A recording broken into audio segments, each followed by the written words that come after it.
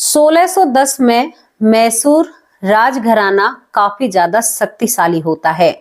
मैसूर के राजा वडरिया राजा होते हैं, जिनका नाम वडरिया होता है, और वडरिया एक बहुत शक्तिशाली राजा होते हैं। इसी के पास दूसरा राजघराना होता है जो श्री नाम पट्टनम राजघराना होता है, जहां पर दूसरा राजा शासन कर रहा था, यानी कि इसी के शासन जो इसका राज्य है, इसी से दूसरा जो राज्य पड़ता है ये पड़ता है श्रीरंगपट्टनम। अब यहाँ पर जो वडरिया राजा होते हैं जो कि मैसूर राजघराने के होते हैं, ये बहुत ज्यादा शक्तिशाली होते हैं। इनके मन में विचार आता है कि क्यों ना मैं अपने इस राज्य को और बड़ा करूं, यानी कि हर राजा की इच्छा होती है कि उसका राज्य सबसे बड़ा हो। और हमारे भारत में बहुत सारे राजा हुए, योद्धा हुए, और यहाँ पर बहुत ही सभी ने अपने अपने तरीके से अपनी भूमिका निभाई। लेकिन यहाँ पर जो ये राजा था जिसका नाम वडरिया राजा होता है, ये मैसूर राजघराने से होता है। अब यहाँ पर ये 1610 में जो श्रीरंगपट्टनम राजघराना होता है, इस पर हमला कर देता है, यानी युद्ध की घोषणा कर देता है। अब यहाँ पर जो वडरिया राजा होते हैं 1610 में इस राजघराने पर यानी इस राज्य पर हमला कर देते हैं। हमला जब होता है तो इस राज्य के जो राजा होते हैं तुगला राजा, ये युद्ध करते हैं। इन दोनों में युद्ध चलता है और यहाँ पर जो तुगला राजा होते हैं ये इस युद्ध में हार जाते हैं, यानी वडरिया राजा से ये युद्ध हार जाते हैं। तुगला राजा की अलाविलम्मा रानी होती है। अब ये दोनों जब यहाँ पर ये राजघराना युद्ध हार जाता है तो यहाँ पर जो वडरिया राजा होते हैं इनका शासन करने का जो राज्य था वो बढ़ जाता है, और ये अब यहाँ पर जो हारा हुआ राजा होता है, श्रीरंगपट्टनम का जो हारा हुआ राजा होता है, वो अपनी रानी के साथ अपने राज्य को छोड़ने का मन बना लेता है, क्योंकि ये हार चुका था। हारने के बाद जो इनके राज्य का सोना चांदी होता है, उस सोने चांदी को लेकर ये जंगल में रहने लगते हैं। यहाँ पर तुगलक जो राजा होते हैं जो हारने के बाद काफी ज्यादा बीमार भी हो जाते हैं, और इनकी जो रानी होती है अलाविलम्मा रानी होती हैं, वो अपने राजा का बहुत ख्याल रखती हैं, लेकिन बहुत ख्याल रखने के बाद भी राजा नहीं बच पाते हैं। रानी ने जो खजाना अपने पास रखा था, कीमती खजाना, वो एक मंदिर में रखवा दिया था। उनके पति की जब मृत्यु हो जाती है, जो तुगलक राजा होते हैं उनकी जब मृत्यु हो जाती है, तो यहाँ पर अलाविलम्मा जो रानी होती है वो उस खजाने को एक मंदिर में रखवा देती हैं। लेकिन ये खबर वडरिया राजा के कानों में पड़ती है, और जो वडरिया राजा ने यहाँ पर श्रीरंगपट्टनम राज्य जीता था, वो चाहता है कि उसे ये खजाना भी मिले। वो बार बार अब इस खजाने की तरफ इसका ध्यान जाता है और वो इस खजाने को ढूंढने लगता है। इसको यहाँ पर जो तुगला राजा की रानी होती है जिसका नाम अलाविलम्मा होता है, वो भी इसे मिल जाती है, और कई बार यहाँ पर वडरिया राजा कहता है कि मुझे ये खजाना तुम प्यार से दे दो। यहाँ पर जो रानी होती है अलाविलम्मा, वो बिल्कुल मना कर देती है, कहती है कि मैं ये खजाना नहीं दे सकती, क्योंकि रानी को एक उम्मीद थी कि हमारा राज्य दोबारा से बनेगा और हमारा भी राज्य का विस्तार होगा। दोस्तों, यहाँ पर जो रानी थी वो अंदर से टूट चुकी थी, भावुक हो जाती हैं, क्योंकि राजपाट सब कुछ लुट चुका था। उनके पति की भी मृत्यु हो जाती है और उन्हें बहुत आहत होती है। जब वो देखती है कि एक राजा की भूख कितनी है कि हमारा पूरा राज्य लूट लिया और अब इस खजाने के पीछे पड़ा हुआ है, तो रानी साहिबा क्रोधित हो जाती हैं, और यहाँ पर जो वडरिया राजा होते हैं वो अपनी सेना के साथ अब यहाँ पर अलाविलम्मा के पास पहुंच जाते हैं, यानी महारानी के पास पहुंच जाते हैं। जब ये सब कुछ रानी देखती है और रानी के ऊपर दबाव बनाया जाता है कि भाई तुम खजाने का पता बताओ, तो रानी वहीं पर एक नदी होती है, वहीं पर एक कावेरी नदी होती है, उसमें छलांग लगाने से पहले राजा की तरफ हाथ करती है और कहती है कि देखो, मैं खजाना तुम्हें नहीं बताऊंगी और खजाना तुम ढूंढ लोगे। मुझे इतना भी पता है कि मेरे सामने तो मैं वो खजाना लुटने नहीं देख सकती। मैं इस दुनिया से जा रही हूं, लेकिन मैं तुम्हें एक श्राप देकर जा रही हूं कि तुम्हारा वंश कभी भी आगे नहीं बढ़ेगा, तुम्हारे वंश का वारिस कभी भी नहीं होगा। जो तुमने हमारे साथ किया है ना, उसका भुगतान तुम्हें भुगतना पड़ेगा।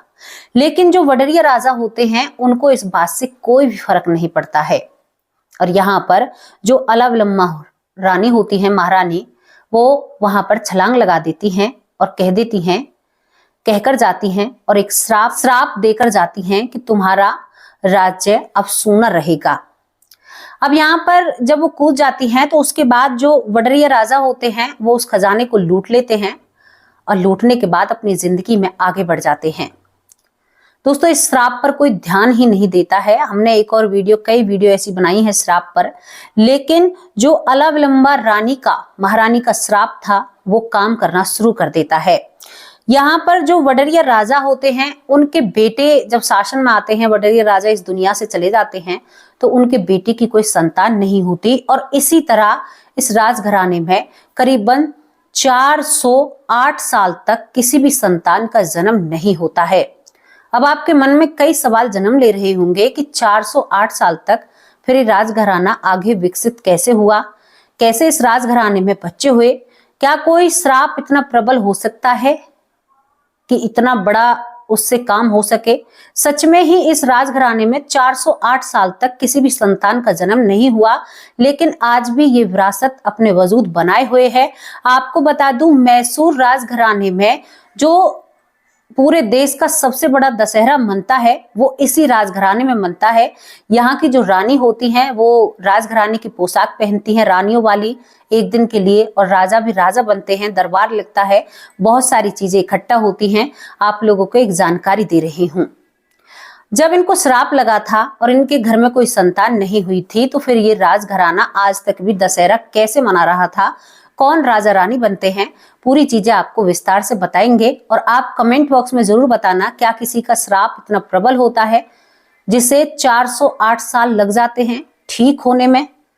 और अब इस राजघराने ने उस श्राप से निजात पाई है, यानी उस श्राप से मुक्ति पाई है, यानी 2018 में इस राजघराने ने उस श्राप से मुक्ति पाई है।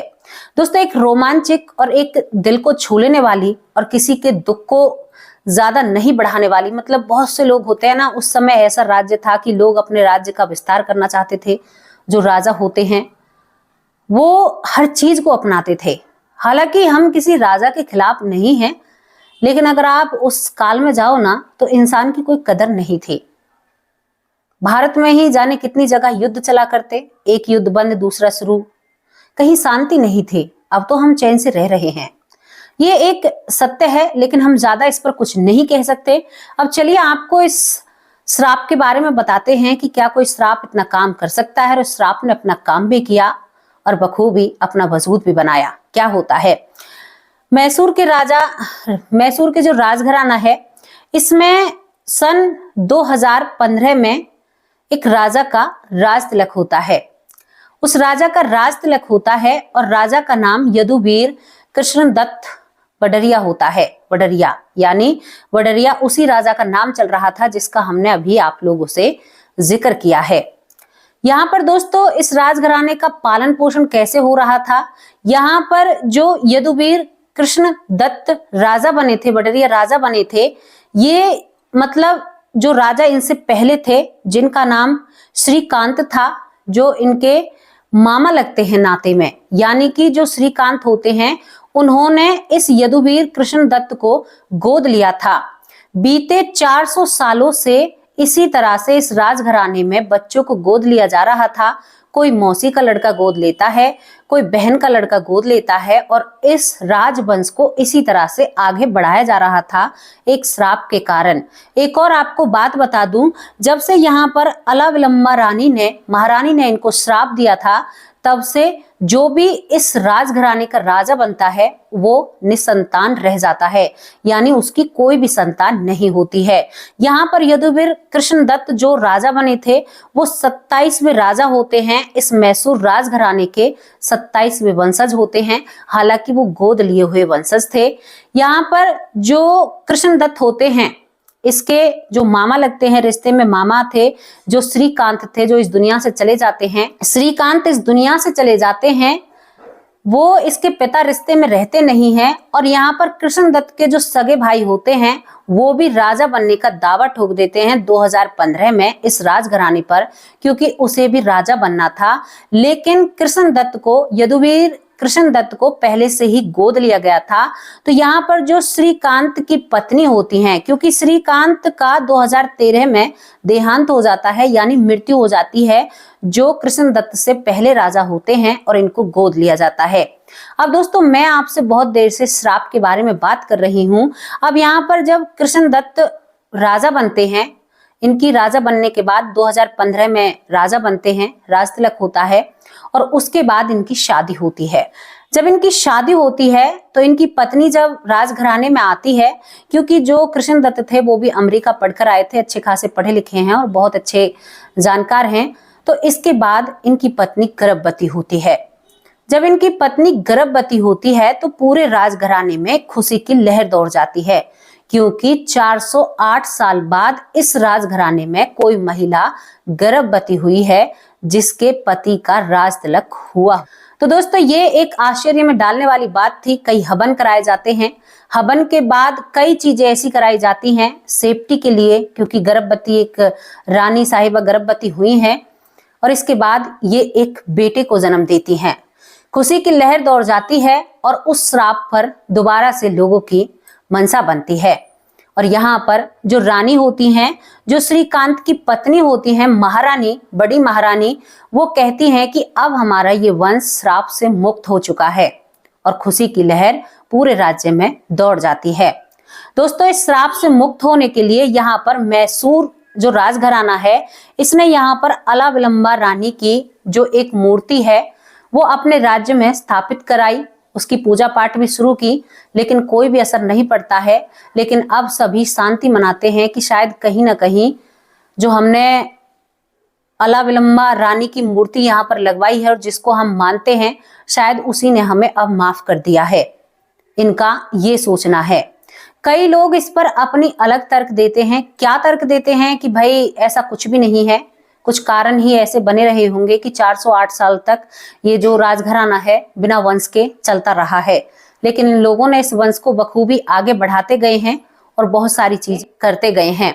दोस्तों, यहाँ पर सभी लोग कहते हैं, लेकिन कहीं ना कहीं यहाँ पर जो वडरिया राजा थे उन्होंने भी सही नहीं किया, शायद बहुत लोगों का कहना है। और इस श्राप पर राजघराना भी ध्यान रखता है। मंत्रों के जाप होते हैं, बहुत सारी चीजें की जाती हैं इन 400 सालों में, लेकिन कुछ भी काम नहीं आता है। और यहाँ पर कोई भी रानी मां नहीं बन पाती है, जो भी इस राजघराने की रानी बनती है। लेकिन अब वो श्राप टूट चुका है। मैं आप लोगों से पूछना चाहती हूँ, क्या ऐसा हो सकता है? जो मैसूर राजघराना है, जब हमारा देश आजाद हुआ था तो इनकी जो संपत्ति है वो ज्यादा सरकार के खाते में नहीं जाती है, लेकिन अब बहुत सारे केस जहां सरकार ने बहुत सारी जमीन इसकी अपने कब्जे में ले ली है, बहुत सारी चीजें जो राज्य सरकार है उन्होंने भी अपने कब्जे में ली है, भारत सरकार ने भी बहुत सारे एक्शन लिए हैं, लेकिन ये राजघराना उन सभी को हासिल करने के लिए कोर्ट में लड़ रहा है। राजघराना कहता है कि हमें कोई फर्क नहीं पड़ता। और यहाँ पर जो भारत का सबसे बड़ा दशहरा है वो इसी मैसूर राजघराने में मनाया जाता है। और जिस दिन दशहरा होता है उस दिन रानी अपने पूरे पोशाक पहनती है और बिल्कुल वहां पर ऐसा लगता है कि हम पीछे पहुंच गए हों, और बहुत अच्छा लगता है वहां पर जाने को, क्योंकि ये आज भी अपने शाही अंदाज में रहते हैं। हालांकि रोज ऐसी पोशाक नहीं पहनते हैं, लेकिन आज भी ये शाही अंदाज में और बहुत अच्छे से रहते हैं। और यहाँ पर सभी लोग पढ़े लिखे हैं, एक अच्छा काम कर रहे हैं। तो दोस्तों, ये एक ऐसी स्टोरी आप लोगों के सामने रखी थी जहां पर मैंने एक श्राप का जिक्र आपसे किया था। एक महिला का दिया हुआ, एक महारानी का दिया हुआ श्राप एक राजघराने को 408 साल तक संतान से वंचित रखता है। तो कहते हैं ना कि किसी की आत्मा हमें दुखानी नहीं चाहिए, किसी का दिल नहीं दुखाना चाहिए। पता नहीं किसी की बद्दुआ हमें कहाँ दुख दे जाएं, कहाँ पे हमें वो झंझोर कर रख दें और सोचने पर मजबूर कर दें। अगर शायद यहाँ पर जो राजा रहे थे, वडरिया राजा रहे थे, उनको थोड़ी सी भी अगर ये होती, क्योंकि 2 पीढ़ियों तक इस राजघराने ने इस श्राप पर ध्यान नहीं दिया था। लेकिन जब 2 पीढ़ियों तक बच्चे नहीं होते हैं, वडरिया राजा के बेटे पर भी संतान नहीं होती है, और बिल्कुल दूसरे जब गोद लिए हुए बच्चे पर भी संतान नहीं होती है, जब इस श्राप पर ध्यान दिया जाता है, उसके बाद यहाँ पर अलाविलंबा रानी की तस्वीर भी, अलाविलंबा रानी की मूर्ति भी लगाई जाती है। उपासना भी की जाती है मंत्रों से। कई जो पंडित होते हैं, राजघराने के पंडित होते हैं, उनसे भी सलाह मशवरा किया जाता है, लेकिन कहीं से भी कुछ भी हासिल नहीं होता है। तो ये सारी चीजें घूम फिर कर आ जाती हैं कि किसी के दिल को नहीं दुखाना चाहिए था। यहाँ पर हमें ना शांति करनी चाहिए कि जितना है उस परमात्मा ने अच्छा दिया है, ये भूख कभी भी बंद नहीं हो सकती। हालांकि राजघराना बहुत अच्छे से है, उन लोगों ने जैसे चलाया ठीक चलाया, लेकिन कितने बच्चे उन लोगों ने गोद लिए 400 सालों में, 409 साल में। तो दोस्तों ये सारी चीजें हमें एक चीज तो दर्शाती हैं कि हमें हमेशा ना जो हमारी चादर है उतने ही पैर फैलाने चाहिए। हमें कभी भी किसी को दुख नहीं देना चाहिए, किसी की आहत नहीं पहुंचानी चाहिए। अगर किसी का दिल दुख गया तो भाई फिर हमारा इंसान होने का क्या फायदा। देखो जानवर है, उसे समझ नहीं है, वो दिल को नहीं समझता है, लेकिन जानवर फिर भी अपना और पराया समझता है। आपको बताऊं कि हमारे यहाँ पर एक गाय थी, मतलब एक किसी ने जो दूध डेयरी का काम करते हैं, हालांकि हम भी रखते हैं, पशु रखते हैं। तो एक बछड़ी थी, करीबन ऐसी होगी 5 या 6 महीने की हो गई। तो उसके पीछे कुत्ते भाग रहे थे और वो बछड़ी मेरे पास आकर खड़ी हो जाती है। उसकी बेटी का फोटो भी मैंने अपने मतलब यूट्यूब पर मैंने कुछ वीडियो डाल रखी है। मैं बहुत प्यार करती हूँ उनसे, मुझे वो बहुत अच्छी लगती हैं। जब उसके पीछे कुत्ते पड़ रहे थे तो उसके कान को कुत्ते खा जाते हैं, वो मेरे पीछे आकर खड़ी हो जाती है। मेरे बच्चे देखकर उसको रोने लगते हैं और कहते हैं कि मम्मा हम इसे रखेंगे। हम उस बछड़ी को घर में रखते हैं, पाल पोस कर बड़ा करते हैं। मैंने उनकी वीडियो भी बनाई है, मेरे यूट्यूब चैनल पर है।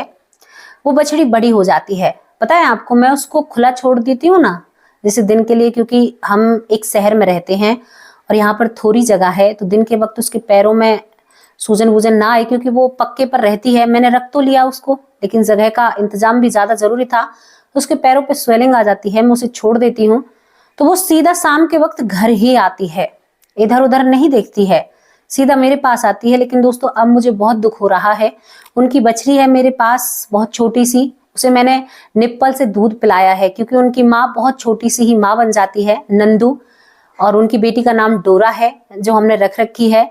नंदू को कोई पकड़ ले गया, मेरे बच्चे बहुत रोते हैं, हम भी बहुत रोते हैं, कई बार उसको ढूंढा लेकिन कोई उसे ले गया।